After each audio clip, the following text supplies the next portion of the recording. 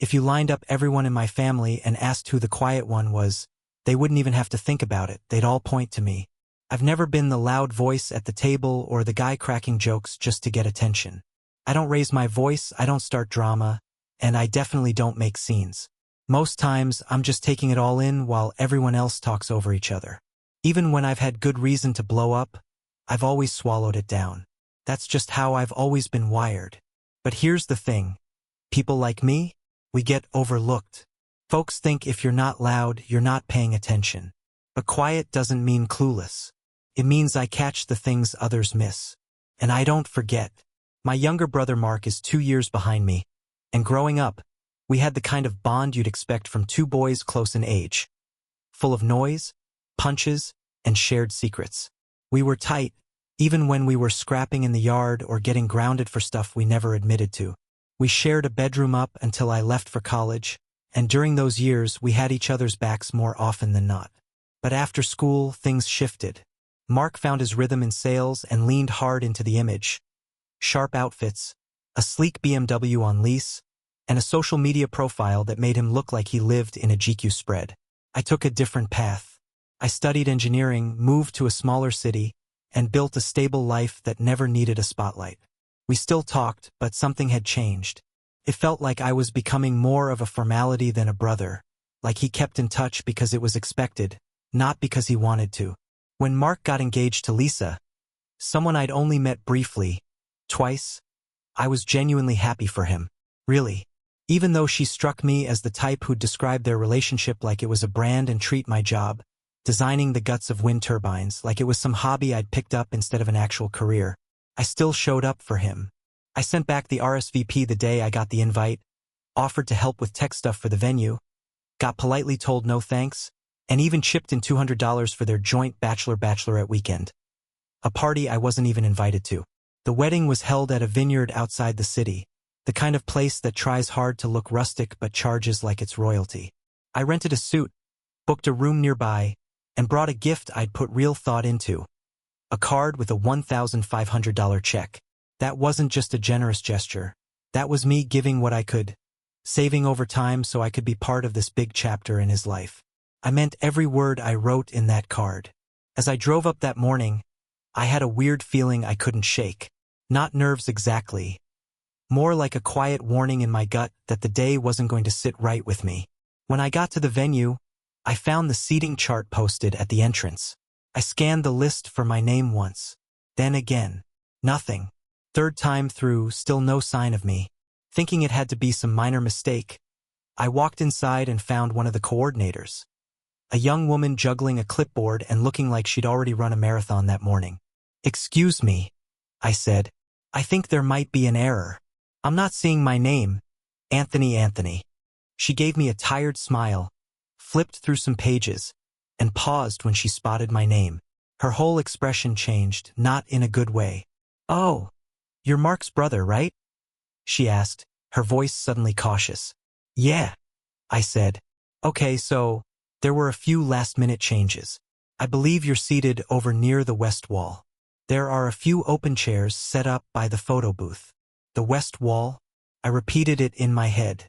That wasn't even a real table. It was an overflow zone. A few folding chairs next to the speakers and some props for photo ops. Like I was an afterthought. Still hoping it wasn't what it looked like, I walked over, and then I saw it. The only seat that seemed like it might have been mine had a place card. But it wasn't for me. It said, "Sandra, cousins +1. I didn't know Sandra. I didn't even know which cousin brought her. But there she was, already settled in, sipping bubbly and laughing with people I barely recognized. Trying to stay level, I found my parents. My mom was fixing the flower on my dad's jacket when I stepped up. "Hey," I said quietly, "any idea what's going on with the seating? I think there was some mix-up." Without even glancing up, my mom replied, "Oh yeah, Brianna's family had more people fly in last minute, and since they came all that way, we didn't want to move them. Just hang out by the wall during the ceremony. You'll still be able to see." "The wall," I repeated, this time not bothering to hide the sting. My dad shot me a look like I was being difficult. "It's not a big deal," Mom added with a wave of her hand. Don't make a fuss. Just don't ruin the photos by sulking. I wasn't sulking. I was trying not to lose it. Then came the cherry on top, Brianna's voice cutting through behind me like a bell. Oh good, you found a spot, she said, smiling too brightly. We're just keeping the family photos clean and minimal, you know? I didn't even respond. Whatever I was feeling must have shown on my face, though, because she quickly added, nothing personal. You'll still be in the reception shots, I promise. I gave her a tight nod. She disappeared back into her group. There's a particular kind of shame that doesn't need shouting or tears. It's cold. Slow. It creeps in as you realize you're not really welcome somewhere you should have been. I stood there, trying to push it down. And then I noticed the gift table covered in white linen, tucked beside the cake, stacked with boxes and envelopes. Mine stood out. Silver paper. Handwritten name. A neat little ribbon tied just right. Inside was that check and a note I'd written with real feeling, telling Mark how proud I was and how I hoped the money would help kick off the next chapter of his life. Without thinking, I walked over, reached under the ribbon, and picked it up. No one stopped me. No one even noticed, not at first. Until I turned for the door and heard someone behind me, maybe a groomsman, call out, "Hey Anthony, where you going?" I didn't slow down. Just glanced back, lifted the envelope in my hand like a white flag, and said, "Don't worry. I'll stay out of the pictures for good." I was just a few steps from the door when I heard my name. Anthony, wait. It was Mark's voice, too familiar, too casual for the moment. I stopped walking but didn't turn around. I stood there with one hand on the heavy brass handle of the door, the other still clutching the envelope like it was an anchor keeping me from floating off into rage or regret. He spoke again, closer this time, his footsteps soft on the floor behind me. Come on, man. Don't make this a thing. It's not that serious. I turned slowly to face him, and for the first time in years I really saw him, not just as my brother, but as who he'd become. Dressed to impress in a tux that probably cost more than my monthly rent, boutonniere hanging slightly sideways, champagne fizzing in a glass he hadn't bothered to put down. He looked puzzled. Like he couldn't figure out why I was upset. Like I was the unreasonable one here. Not that serious? I repeated, my voice low. Yeah, he said with a shrug, lowering his voice too, probably worried the guests would catch on. It's just seating. You're still here, aren't you? It's not like we kicked you out or something. Brianna's family flew in from Portugal. We had to prioritize. I let out a short laugh, sharp and humorless. So I get stuck next to the speakers and you want me to act grateful? You're making this into a bigger deal than it is, he said, rolling his eyes. It's one day, man. You're seriously going to hijack it over a chair. That one hit me like a slap. Hijack it? I'd spent years quietly supporting him, showing up for birthdays, barbecues, holidays. I was the one who remembered to send cards, stayed behind to help clean up when everyone else bailed, covered for him more times than I could count. I was never the one to make things about me. And maybe that was the issue. I'd been invisible for so long that when I finally expected the smallest acknowledgement, it threw everyone off. I flew out here, I said slowly. Rented a hotel room. Bought a new suit. Gave you $1,500. He glanced at the envelope. We're giving, he corrected, like it was some team effort now. Were, I said. Past tense. I thought I was your brother. But today I was just filler. He tightened his jaw, annoyed. You're overreacting. No, I said, calmer than I expected. You're just not used to me noticing. He rubbed the side of his head like I was giving him a headache. Look, it was Brianna's idea, all right? She wanted the photos clean, everyone coordi-marked, same colors, close friends only. She was going for a certain vibe. So I didn't match her palette? I said, raising an eyebrow. Did she filter guests by how well they'd photograph? He didn't answer, and honestly, I didn't expect him to. You know, I said, stepping closer, I didn't expect a speech or a dance or even a thank you. I just expected to be given a seat. A place. A basic gesture that said, you belong here. You do, he muttered, like it physically hurt to say. Then why didn't you act like it? He glanced around the room. The guests were starting to notice. The photographer paused mid-shot. Even the DJ dialed the music down a notch. Mark hated being the center of attention unless it was on his terms. I saw the tension rising in his face. He wanted a flawless, filtered, Pinterest-worthy wedding. And now he wasn't getting it. Not because I yelled, but because I wouldn't vanish like I was supposed to. If this is about the money, he started. It's not, I cut in. It's about respect. And today, I finally saw how little of that I actually have from you. He opened his mouth to push back, but nothing came. Just a sigh that said everything he couldn't find words for. I'm out, I said, adjusting the envelope in my hand. But hey, at least the photos will be clean now. No awkward older brother throwing off the aesthetic. I turned and walked out. Nobody stopped me. The gravel crunched under my shoes like it was grinding every bit of disappointment deeper into the soles. I didn't cry, didn't slam the car door or shout into the wind. I just sat in the driver's seat for a minute looking at the vineyard in the mirror like it was some set from a movie I'd wandered into by mistake, the kind where I was never meant to speak, let alone stay. Back at the hotel, I peeled off the suit, tossed it on the bed, and unpacked the envelope. I pulled out the note, the one where I'd written how proud I was of Mark, how I hoped the money helped them build something real. I read it once. Then I tore it straight down the middle. After that, I powered off my phone. Didn't take long before I had to turn it back on. Maybe an hour. When I did, the screen lit up with a small storm, 6 missed calls from Mark, 4 from my mom, a string of texts I didn't have the energy to scroll through. The last one was from Brianna. It said, "You really ruined everything today." And just like that, the guilt vanished. Not faded. Not softened. Gone. That message, that tone, like I'd shattered their carefully posed fantasy world with one unscripted move, that was the moment it all clicked. I hadn't ruined anything. I just refused to play along. And the story wasn't over. Not even close. The next morning, I was checked out of the hotel before the sun had even crept over the hills. I dropped off the key without a word. The front desk clerk barely looked up anyway. I grabbed a stiff, dry croissant from the breakfast spread, chucked it in the passenger seat, and drove out of that picture-perfect vineyard town like I was collecting a debt. By the time I made it back to my apartment, my phone had racked up 11 more missed calls and 2 voicemails I had no intention of listening to.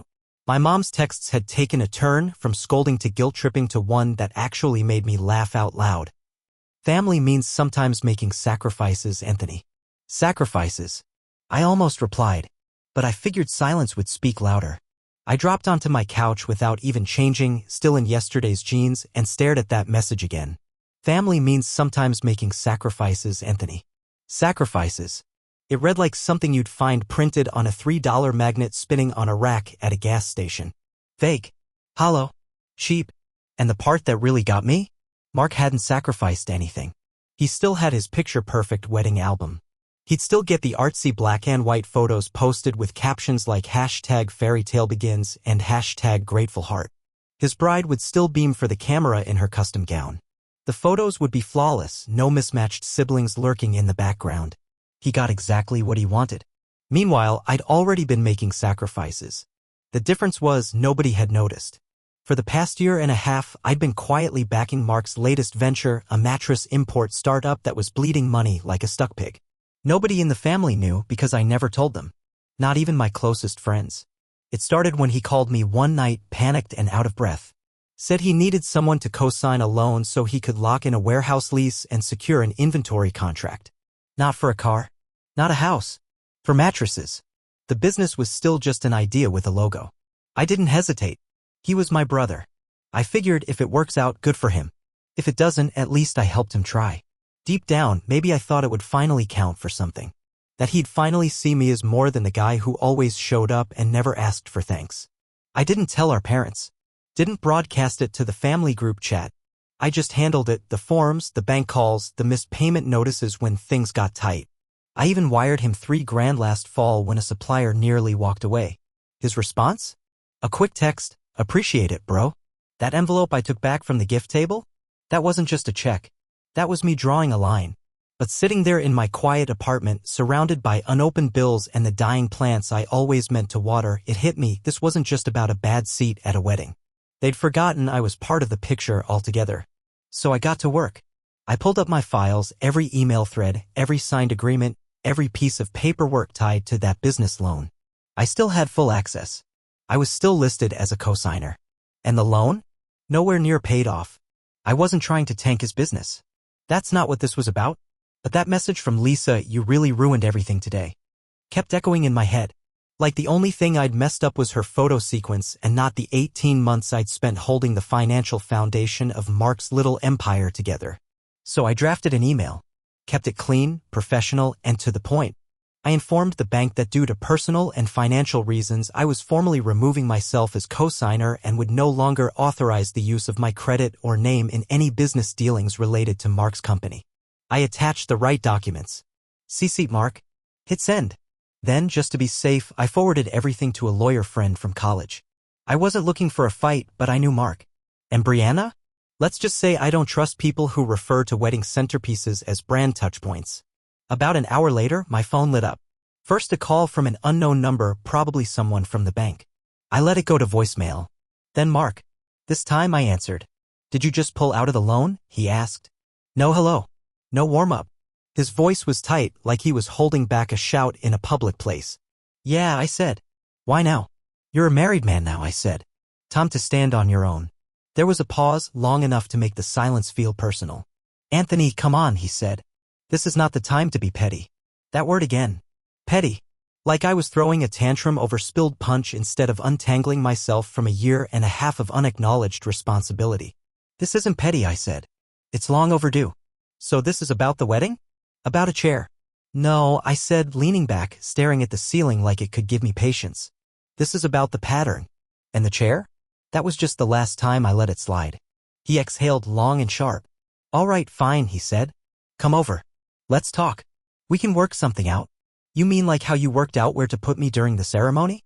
Or how you decided which guests were aesthetic enough for the family photos? Or how you let your wife treat me like I was some mistake that showed up early and couldn't be sent home? Nothing.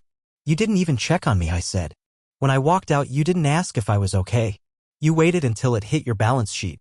Still nothing. The silence said more than his voice ever had. Then, almost under his breath, he asked, So, is this it?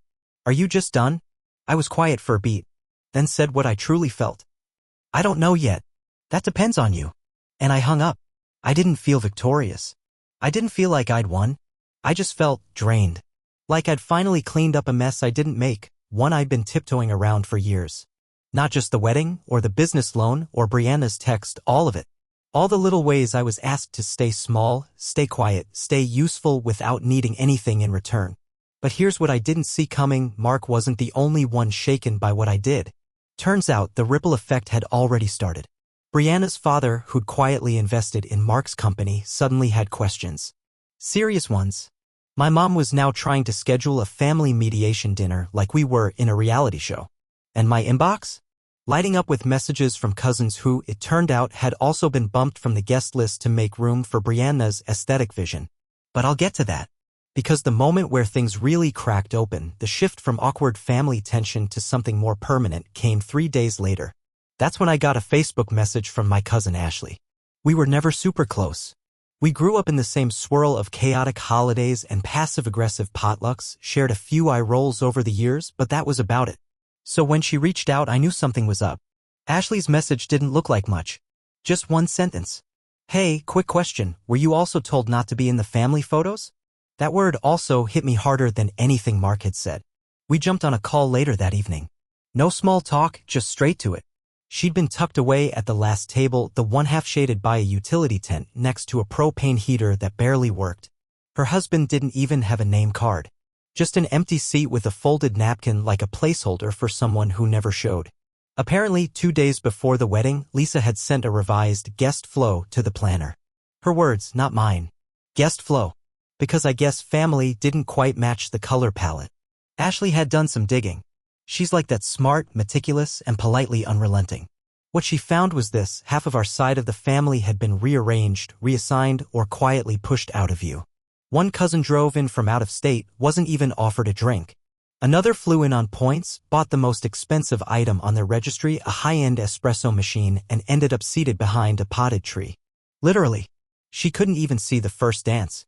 The deeper Ashley looked, the clearer it became. This wasn't about logistics. It wasn't about space. It was about appearances. If you didn't fit Brianna's version of what the day was supposed to look like, if you were too old, too regular-looking, too unfiltered, you got rotated out like a bad photo. The wedding wasn't an event. It was content.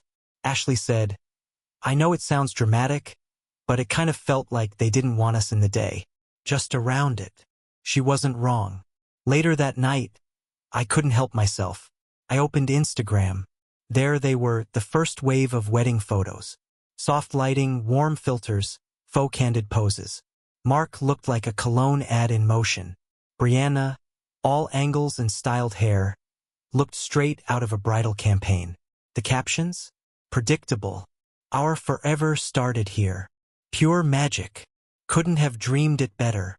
I kept scrolling. Dozens of photos. All curated, all carefully lit. Not one showed a single member of our family. Not our parents. Not Mark's actual best friend. Turns out he'd been bumped as best man for a more on-brand coworker from Mark's office. The guy was taller, tanned, had a better jawline, I guess. That was the moment the knot in my chest finally unraveled into something sharper. Clarity. This wasn't about my seat at the wedding. This wasn't even about me. This was about a whole side of the family being edited out like clutter on a digital canvas. And Mark? He just let it happen. The next morning, I called my parents. Mom answered, but I could hear Dad nearby, probably listening in from his recliner. I asked how the rest of the reception went. If they'd made it home okay. Just playing it neutral, waiting to see where they stood. They were careful with their words. The kind of careful you only get when you know you're talking to someone who might have finally had enough. Eventually, Mom sighed. Anthony, I just wish you hadn't walked out like that. You really embarrassed your brother. I paused. Did he tell you where I was seated? A long silence. There must have been a mix-up, she said eventually. You should have said something. Like what? Whisper to the planner that I'd appreciate being treated like part of the family. But only if it doesn't ruin the symmetry of the photos. She didn't respond. I'm not angry, I told her. I'm just done pretending like none of this happened. That shifted something. I could feel it through the phone. So I told them. About Ashley. About the cousins. About how people were talking, not loudly, not publicly, but quietly. The kind of quiet that always means something's boiling. Dad finally spoke up. Said Lisa handled most of the wedding decisions. His voice was cautious, not quite defending her, but not ready to confront what that meant, either. I nodded to myself. And Mark was fine with it. No one corrected me. Mom tried again to smooth it over. She said weddings are stressful, that not everything goes according to plan, that maybe there'd be a way for them to make it up to me someday. They won't, I said, because they still don't think they did anything wrong. And that's when I told them about the loan. Dead silence. I co-signed for Mark's warehouse, I said. Over a year ago. When things got tight, I covered for him. Quietly. No one knew. Mom's voice cracked. Why wouldn't you tell us? Because I thought I was helping. Because I figured that's what brothers did. I didn't want credit. I just wanted to do the right thing. I let the silence hang. But I've pulled out.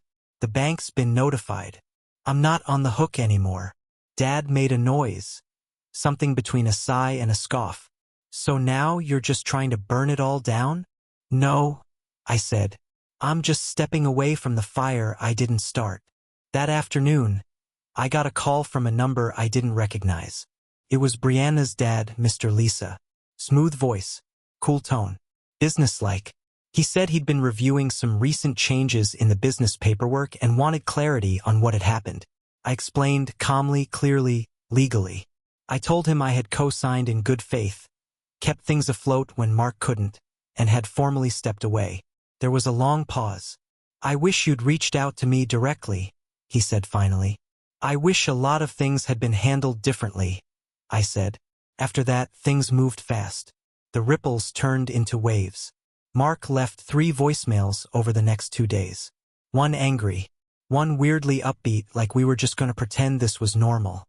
The third was full of half-baked apologies and soft pleading, like hitting reset was just a matter of me not holding a grudge. But I didn't want to reset. I wanted to stop pretending. Then, out of nowhere, Ashley sent out an invite. A small brunch. Just cousins. No photographers. No filters. No speeches.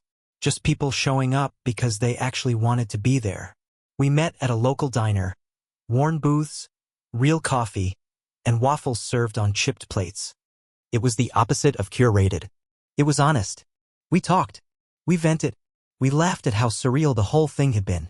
One cousin cried she'd maxed out a credit card just to fly in for the wedding. She thought she was supporting family. Turns out she just filled a seat until someone shinier came along. That brunch wasn't revenge. It wasn't even a rebellion. It was a quiet reminder that family isn't about being seen. It's about being valued, even if nobody's taking pictures. Toward the end of brunch, Ashley looked at me across the table, plate empty, coffee cooling, and said something that's stuck with me ever since. Thanks for walking out. We were all thinking it. You just had the guts to actually do it. That hit me harder than I expected. Because yeah, staying would have been easier. Keeping my head down, smiling through it, playing the part, folding chair and all. I've done that before. Most of my life, actually. That silent, steady presence people rely on but never really see. But that day, I stood up. Not to make a scene. Not to prove a point. Just because, for once, I finally understood my value and I wasn't going to let someone else decide I didn't belong. I wasn't going to let myself be trimmed out of the picture like I didn't matter. 3 weeks went by. Then I got a letter in the mail. Actual handwriting. Marks. No return address, just my name and apartment number in big block letters across the envelope. I recognized it immediately. I opened it slowly, not knowing what I expected, an apology maybe. Or some version of it. The letter was complicated. Not warm, not cold. Just tangled. It read like someone trying to say something important without fully knowing how. There was frustration in his words, some defensive undercurrent, but also honesty. He never wrote, "I'm sorry." But somewhere in the middle of the page, he said this. "I thought keeping the peace meant avoiding conflict. I see now it just meant ignoring you. I was wrong." I read that line a few times. Then I folded the letter and placed it in the same drawer where I'd kept the torn-up note that once went with that check. 2 things I gave him, one with money, the other with silence. I have it written back. Maybe I will. Maybe I won't. I don't feel angry anymore. Just clear. Because here's what I know now. I'm not the backup brother. I'm not a prop in someone else's storyline. Not filler. Not furniture. Not some neutral colored blur in the corner of a photograph. I'm Anthony. And I finally chose myself. This time I didn't disappear. This time I stayed in the frame.